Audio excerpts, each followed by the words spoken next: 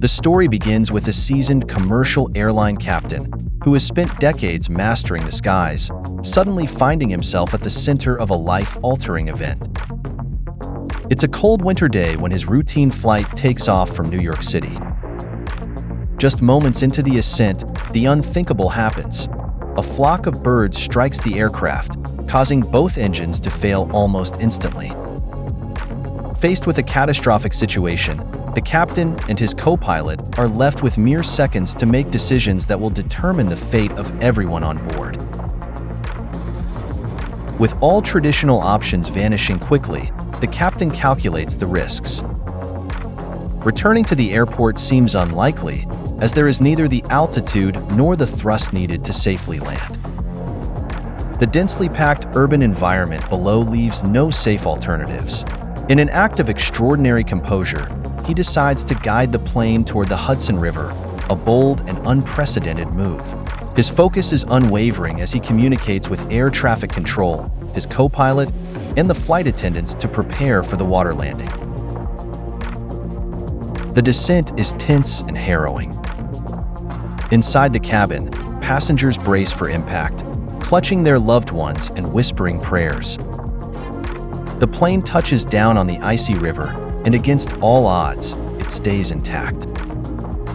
The captain and crew immediately spring into action, guiding passengers out of the aircraft onto the wings and awaiting rescue boats. Despite the freezing temperatures and the chaos of the situation, every single person on board survives, a feat that feels nothing short of miraculous. While the world hails the captain as a hero, his personal ordeal is just beginning.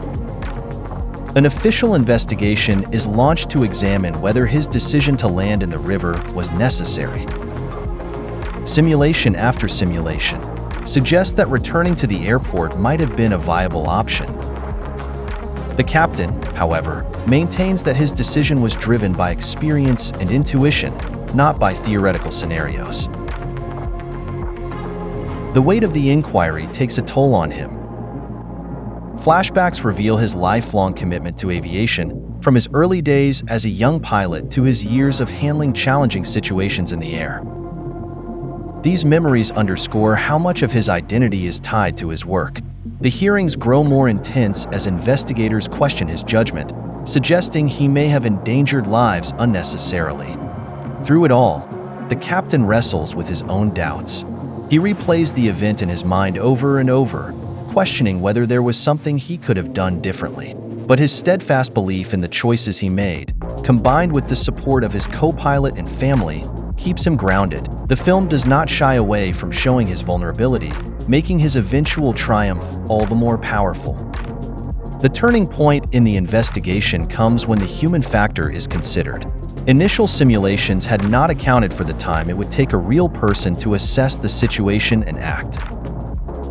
When new data is applied, it becomes evident that returning to the airport was never a realistic option.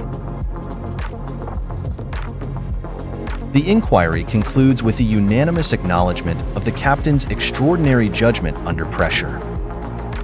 His actions are celebrated not just as heroic, but as the result of decades of training and experience. In the final moments, the captain reflects on what transpired. He deflects personal glory, emphasizing that the event was a collective effort. It was the result of teamwork, not just among the crew, but also the first responders who arrived so quickly to rescue the passengers.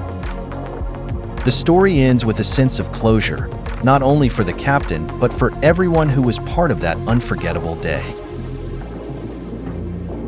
Thanks for watching. If you enjoyed this recap, don't forget to give it a like, share it with your friends, and subscribe to the channel for more amazing stories.